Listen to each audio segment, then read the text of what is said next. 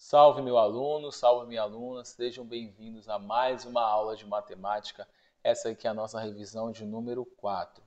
O tema que será abordado agora são as equações do segundo grau. Então preste bastante atenção para que não haja nenhum tipo de confusão, né, nesse tema aqui. A começar então, nessa aula vamos resolver três questões em grau crescente de dificuldade.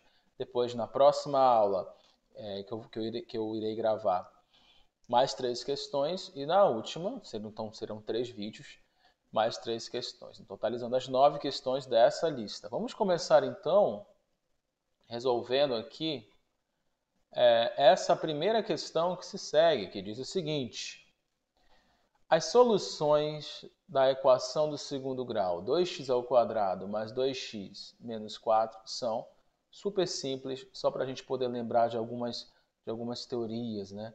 De algumas teorias que envolvem as equações do segundo grau. A primeira coisa que você tem que observar, vou colocar bem aqui, 2x ao quadrado mais 2x menos 4.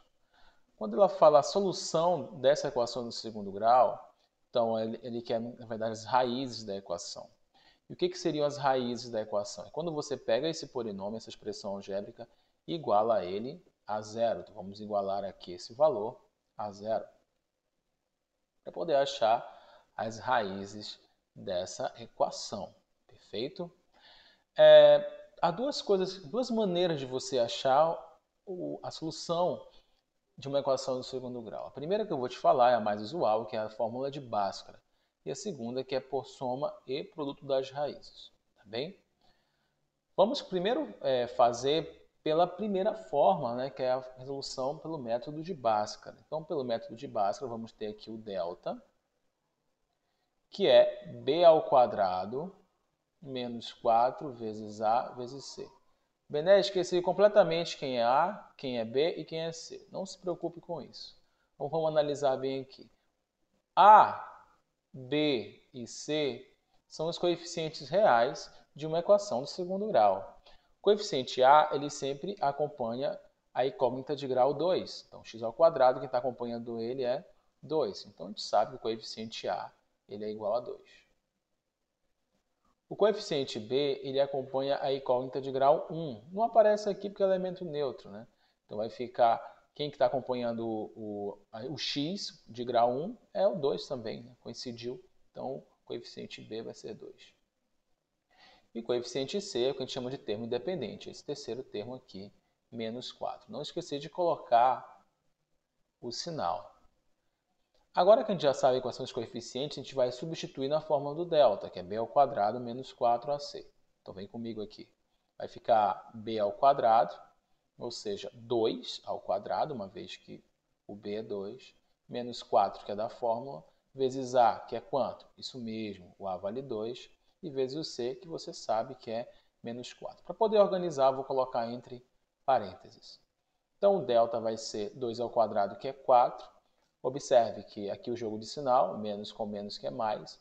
4 vezes 2, 8. 8 vezes 4, 32.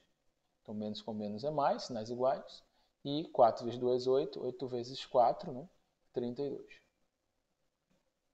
Então, o delta vai ser igual a 36. Ótimo delta, uma vez que 36 tem raiz quadrada exata. A gente sabe que para o método de Bhaskara, a gente precisa que o delta, para facilitar a resolução, seja um quadrado perfeito. 36 tem raiz quadrada exata, que no caso é 6.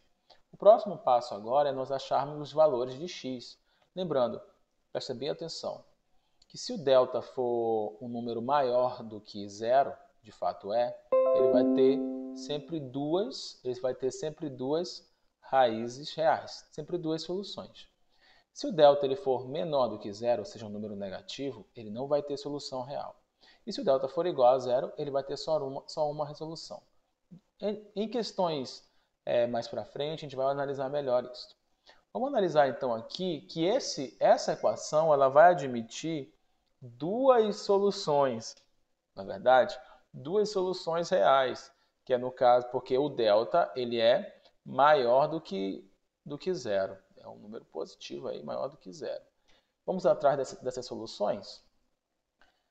O x, então, para a gente poder achar, é menos b, mais ou menos a raiz quadrada do delta sobre 2 vezes a. Confere? Confere sim. Portanto, gente, aqui o x vai ser menos b. O b ele é 2, então vai ficar menos 2. Mais ou menos a raiz quadrada de delta. Vocês podem fazer direto, tá, gente? O delta é 36. Qual é a raiz quadrada de 36? É 6. Isso sobre 2 vezes a. O a ele vale 2. 2 vezes 2, 4. Então, observa que numa equação do segundo grau, quando o delta ele for maior do que zero, a gente vai ter sempre duas soluções reais. Uma quando a raiz do delta for positiva e outra quando a raiz do delta for negativa. Que nós vamos chamar de x' e x duas linhas. X', então, vai ser quando o delta, a raiz do delta for positiva. Então, vai ficar menos 2 mais 6 dividido por 4. Ok? Então, menos 2 com mais 4, isso vai dar, menos 2 com mais 6, isso vai dar 4 positivo. 4 dividido por 4 vai dar 1. Eu fiz direto, tá, gente? Vamos lá. Menos 2 com mais 6, você sabe que vai dar 4. 4 positivo. 4 dividido por 4 vai dar 1. Portanto, aqui o x' vai ser 1. Vamos atrás agora do x2, que é quando a raiz do delta for negativa. Vamos ver como é que vai ficar. Observa que sinais iguais a gente soma e conserva o sinal. 2 com 6 é 8 e conserva o sinal que é negativo. Então, o x duas linhas vai ficar menos 8 dividido por 4. Menos 8 dividido por 4, que é menos 2. Então, são esses dois valores do x. X é igual a 1, ou então o x é igual a menos 2. Perfeito? X é igual a 1 ou o x é menos 2. Que seria tão somente aqui a letra A. Seria a letra A. Tem uma outra forma de a gente fazer? Sim, tem uma outra forma. Eu vou estar apagando aqui a fórmula de Bhaskara para a gente poder estar resolvendo por soma e produto das raízes. Então, confere comigo aqui.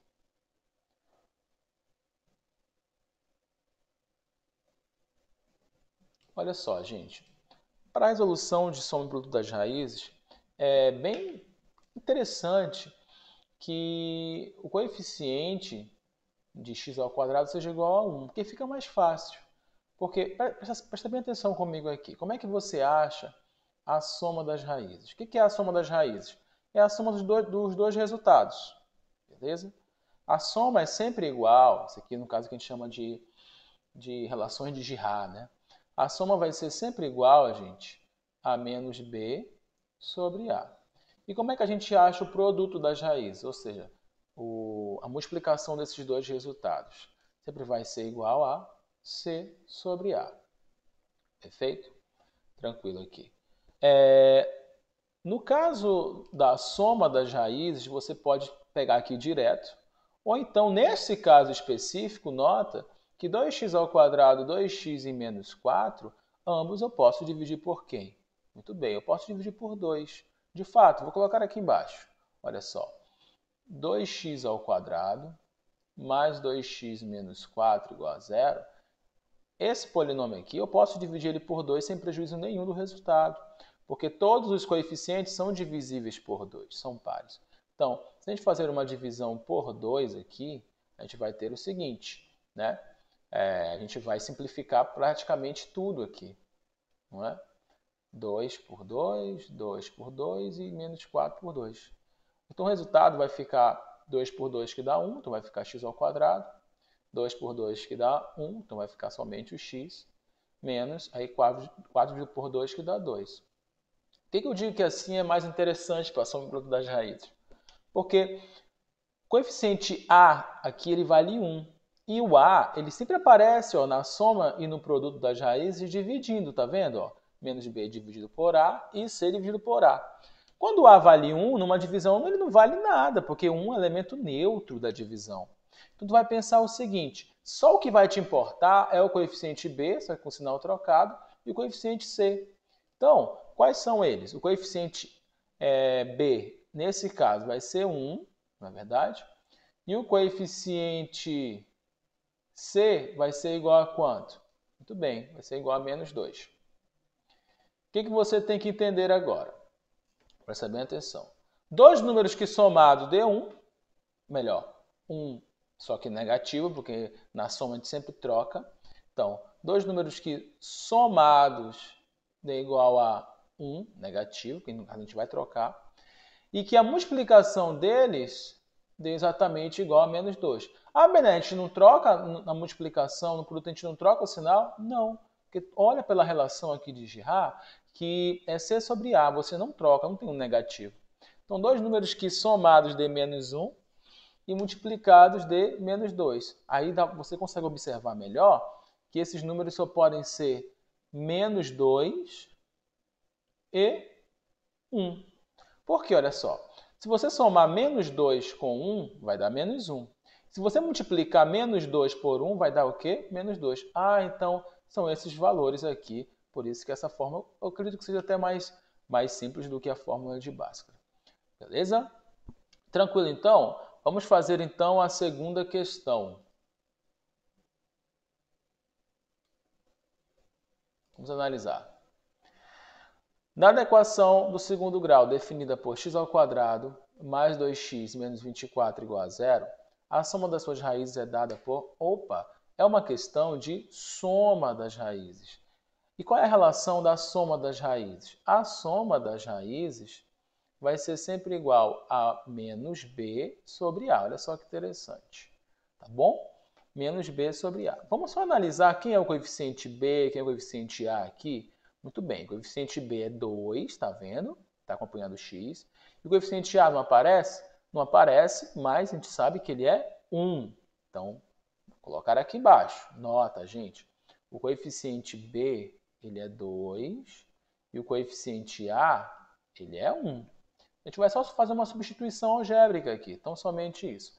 Se a soma é menos b sobre a, menos b, o b vale 2, então vai ficar menos 2 sobre A, que vale 1. Menos 2 dividido por 1 vai dar menos 2. Então, a soma das raízes dessa equação aqui, do segundo grau, é exatamente igual a menos 2. Só isso, tá, gente? Não tem erro, não tem segredo aqui, de fato. Tá bom? Vamos fazer a terceira questão, a terceira e última questão desse bloco, desse primeiro bloco. Diz o seguinte... A equação x² menos 5y mais 2 igual a menos 3y mais x² mais 3 menos 2y, com esse x aqui pertencente aos reais e com esse y aqui pertencente aos reais, possui letra A, infinitas soluções, letra B, nenhuma solução, letra C, uma solução, D, duas soluções. Gente, presta bem atenção que eu vou falar para vocês aqui a respeito de equações e incógnitas. Atenção. Se o número de equações for igual ao número de incógnitas, então você possui uma solução real, tá bom? Por exemplo, se eu colocasse assim, ó, 7x mais 1 igual, deixa eu ver, a 8. 7x mais 1 igual a 8. Se nós resolvêssemos esse valor, a gente ia encontrar somente um resultado. Então ele ia possuir pelo menos, ele ia possuir somente, né? Somente uma solução, tá bom? Porque aqui eu tenho uma equação e uma incógnita apenas, tá bom? Aqui eu tenho uma equação e uma incógnita apenas, perfeito? Ah, Bené, qual a solução aqui? A solução do x é igual a 1. O único valor capaz de tornar essa expressão algébrica igual a 8 é quando o x for 1, porque 7 vezes 1 dá 7, 7 mais 1 é 8. Tenta colocar outro valor aqui, não tem como, você não vai conseguir. 7 vezes 1, 7, 7 mais 1, 8. Então, quando tu tem uma equação e uma incógnita, essa equação ele vai ter somente uma solução real. Isso é claro, né, se depender do grau da equação. Pode observar que essa equação aqui, o grau dela é 1, então ele vai ter uma solução. Se a equação fosse o grau 2, então ele teria duas soluções. Se a equação fosse grau 3, teriam 3 soluções, e assim vai. Mas o que acontece, Bené, quando você tem o número de equações